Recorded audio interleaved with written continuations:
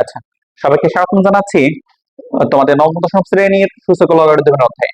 তো এই যে অধ্যায়টা করাচ্ছিল, আমি অধ্যায়ে আমরা বেশ কিছু অঙ্ক করাইছি, একেবারে লাস্ট অঙ্কে চলে আসছি ভাইয়া।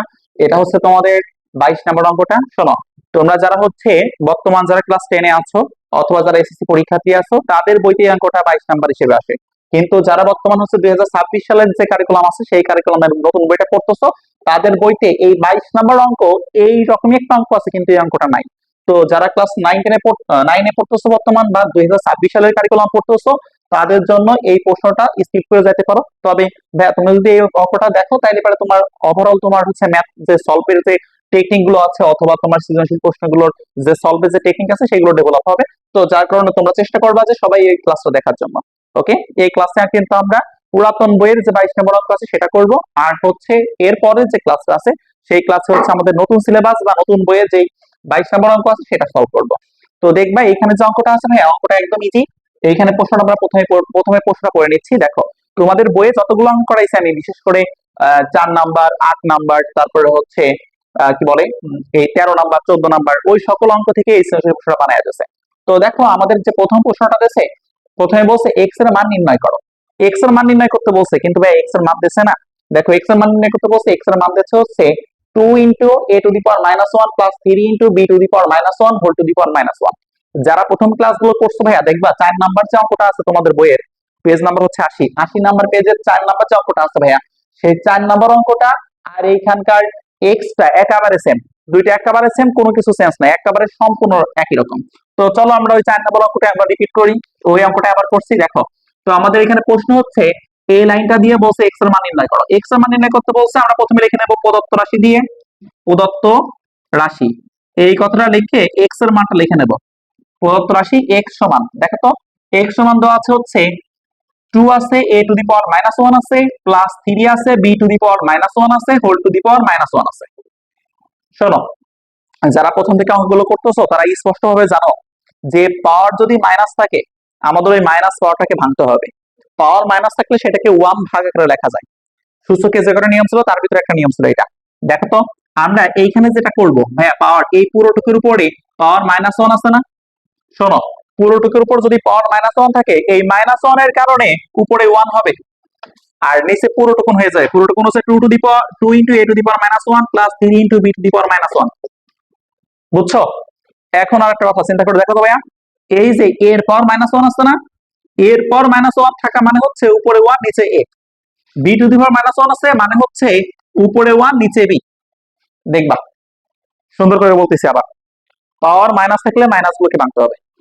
এই পাওয়ার এক জায়গা মাইনাস, দুই জায়গা মাইনাস, তিন জায়গা মাইনাস, দ্যাটস ওয়াই এটার উপরে 1, এই 1 এর জন্য। আর এইখানে -1 এর জন্য এর উপরে 1। এই দেখো, বি এর উপর -1 এর জন্য বি এর উপর 1। ক্লিয়ার?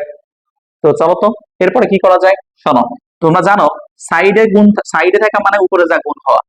তো দেখো, উপরে 1 তো আছেই, 2 আর 1 গুণ করলে 2, নিচে আছে a, প্লাস 3 আর 1 গুণ করলে 3, নিচে আছে b। ক্লিয়ার না? এরপরে যেটা করবো আমরা সেটা দেখো তো, এইখানে এই যে দেখো তো, এটা একটা ভগ্নাংশ, এটা একটা ভগ্নাংশ না।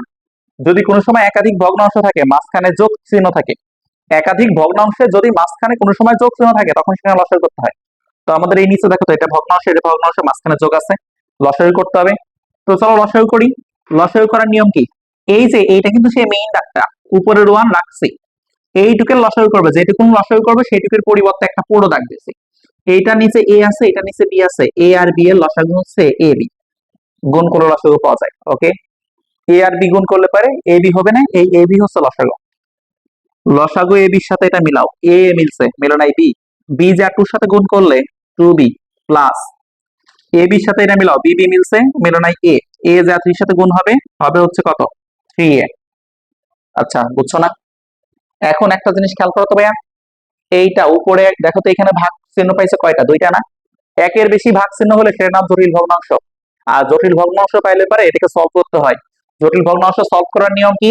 নিয়মটা হচ্ছে এই উপরে যে 1 ছিল 1ই থাকবে, ভাগের পরিবর্তে গুণ চিহ্ন দেবো, পুরো লাইনটা উল্টে যাবে। তো দেখো, আমরা সেই কাজটাই করতেছি এখানে। জাস্ট এইখানে এই 1 এর জায়গায় 1 রাখলাম, এইটা যে মেইন ভাগ ছিল, ভাগের পরিবর্তে গুণ দিচ্ছে, এটা উল্টে যাবে। a b চলে আসবে উপরে, নিচে চলে যাবে হচ্ছে 3a প্লাস 2b। এইখানে যদিও 2b প্লাস 3a আছে, দেখো তো ভাইয়া, এ আগে না বি আগে আছে, যখন তুমি অ্যালফাবেটিক অর্ডার পড়ছো ছোটবেলায়, এ বি সি এগুলো পড়ছো, প্রথমে এ পড়ছো না বি পড়ছো? এ পড়ছো না? যেহেতু এ পড়ছো সেহেতু আমাদের এই এ অংশটা আগে রাখো, 3a আগে রাখো, প্লাস 2b রাখো। যোগের ক্ষেত্রে এরকম আগে পরে লেখা যায়, কিন্তু এখানে বিয়োগ থাকলো তাহলে কিন্তু তুমি আগে পরে লিখতে পারতে না। যোগ থাকলে আগে পরে লেখা যায়, যোগ আর গুণের ক্ষেত্রে। যোগ আর গুণের ক্ষেত্রে তুমি অদল বদল করে লিখলে কোনো সমস্যা হয় না। ওকে। আচ্ছা, আর 1 দ্বারা গুণ করা না করা কি কথা? তাহলে আমরা এটা মুছিয়ে দিই, তাহলে এটাই আমাদের অ্যান্সার। বুঝছো? আশা করি বুঝতে পারছো। তো দেখো এই যে অঙ্কটা ছিল ভাইয়া, এই অঙ্কটা কিন্তু আমাদের একেবারে অনুশীলনী যে প্রশ্নগুলো ছিল তার 4 নম্বর অঙ্ক। বুঝছো? 4 নম্বর অঙ্কটার ভিতর যা আছে, এইখানকার যে অঙ্কটা আছে এটা একেবারে সেম আছে। ওকে। তো এখন আমাদের কাজ যেটা, সেটা হচ্ছে আমরা তো এটা সলভ করলাম, তাই না? খ নাম্বারটা সলভ করবো।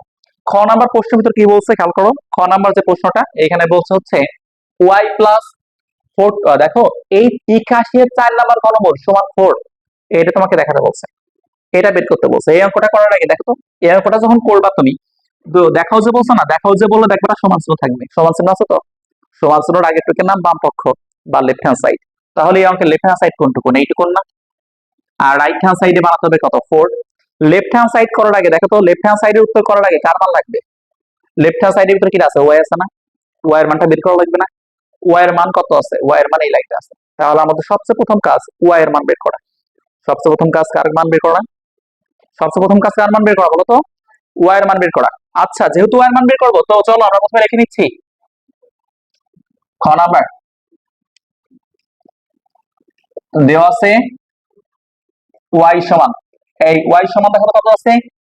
ওয়াই সমান দেওয়া আছে এই বড় হাতের ওয়াই, তো এটা ওয়াই সমান দেখো প্রশ্নের ভিতরে বলে দিয়েছে root over p q x to the power p x to the power q গুণন root over x to the power q x to the power r, পুরোটকের পাওয়ার হচ্ছে কিউ আর, গুণন দেখো এইখানে আছে হচ্ছে x to the power r x to the power p, পুরোটকের পাওয়ার আছে হচ্ছে আর পি। দেখবা এই অঙ্কটা পুরো বইয়ের 14 নম্বর অঙ্ক। এই ওয়াই এর মানটা পুরো 14 নম্বর অঙ্ক, পুরো 14 নম্বর অঙ্কে যা ছিল এটাও সেম, একেবারে সেম। কিভাবে সলভ করবা? আমরা জানি যে কোনো অঙ্কে যদি পাওয়ার মাইনাস থাকে, মাইনাসটাকে ভাঙতে হয়। তো এখানে তো মাইনাস না, এখানে আছে রুট, রুট থাকলে রুটকে ভাঙা লাগে, তো রুটকে ভাঙবো। রুটকে ভাঙলে পারে একটু খেয়াল করো তো, এই যে রুট আছে না, যদি এরকম থাকতো কোনো জায়গা যদি এরকম থাকে ভাইয়া, 5-এর উপর রুট আছে, এর মানে হচ্ছে 5-এর পাওয়ার 1/2।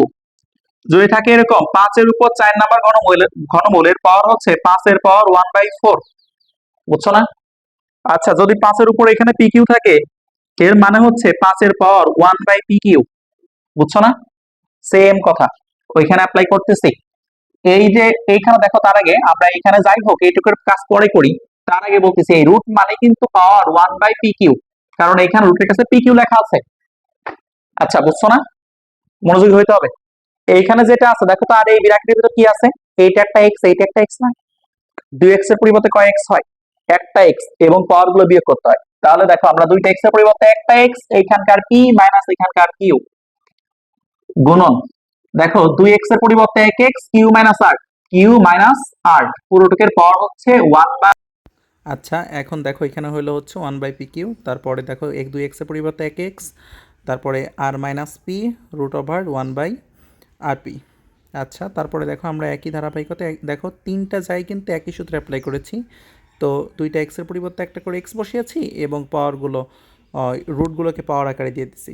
সব জায়গায় সেমভাবে দেখো, এখানেও সেমভাবে, এখানেও সেমভাবে অ্যাপ্লাই করা হয়েছে। আচ্ছা, তো দেখো এখন এরপরে কি করা যায়। আচ্ছা, এখন দেখো রুটের পরিবর্তে 1/pq দিলাম, এবারও সেম কথা, 2x-এর পরিবর্তে 1x হবে, আর মাইনাস পি হবে, পাওয়ার হবে 1/rp।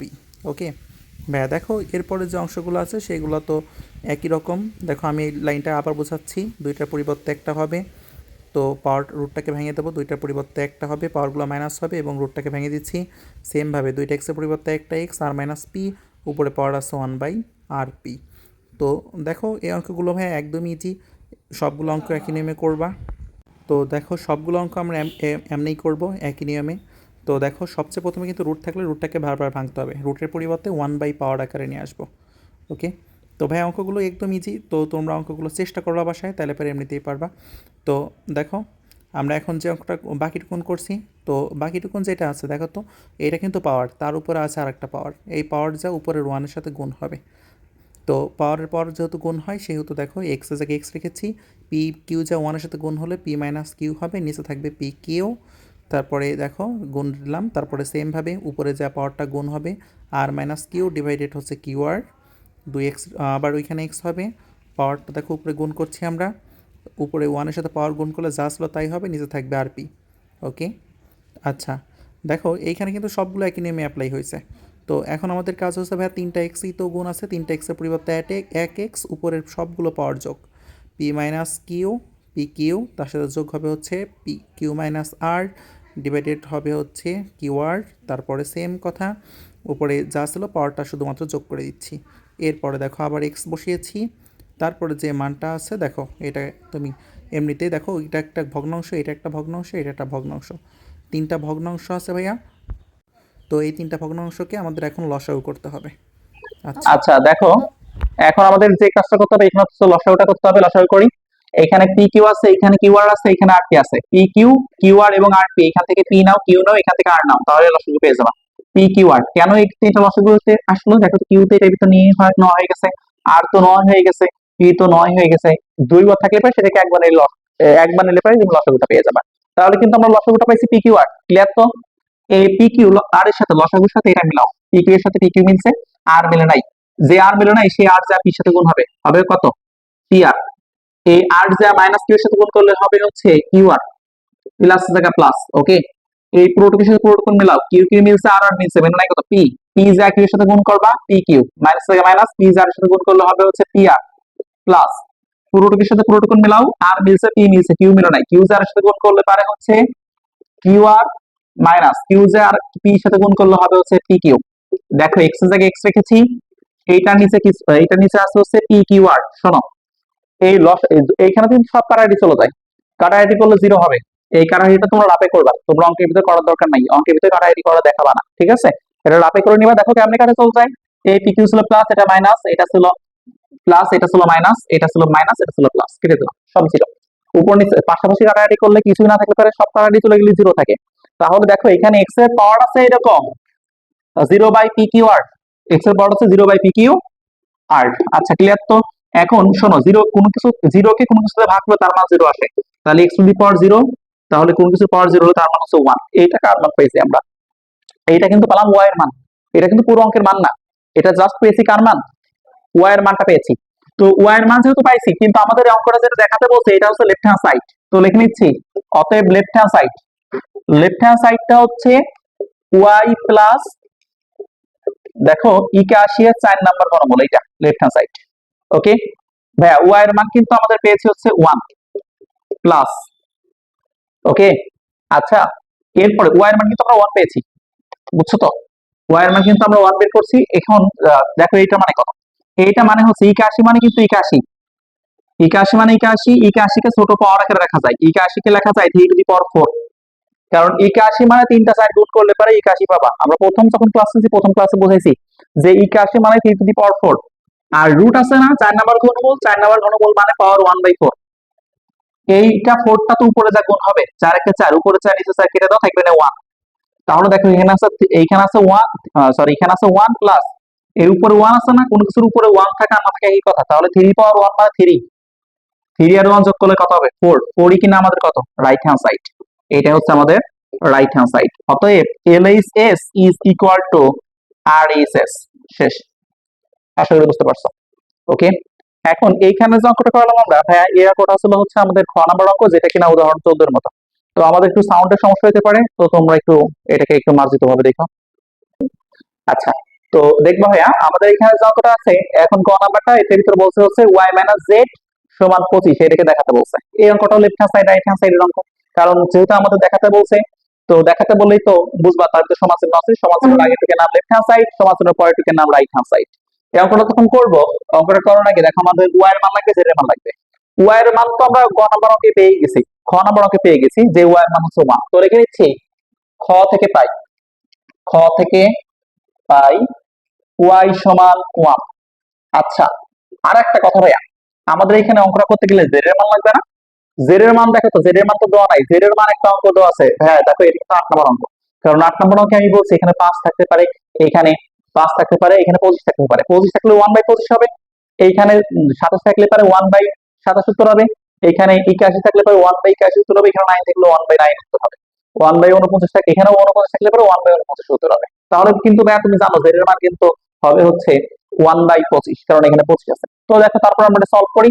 এইখানে যে আর জেডটা আছে, জেড বলতে বোঝানো হচ্ছে আমাদের এইখানকার, হ্যাঁ জেডটা, তো আমরা লিখে নিচ্ছি যে আবার z is equal to 5 to the power m plus 1 divided 5 to the power m whole to the power m minus 1, তারপরে ভাগ আছে, এখানে দেওয়া আছে হচ্ছে 25, পাওয়ার আছে m plus 1 ডিভাইডেড আছে 5 হোল টু দি পাওয়ার আছে, এইটাকে মান দেওয়া আছে হচ্ছে m minus 1, তার সাথে দেওয়া আছে হচ্ছে m plus 1। তো চলো এটাকে আমরা সলভ করি।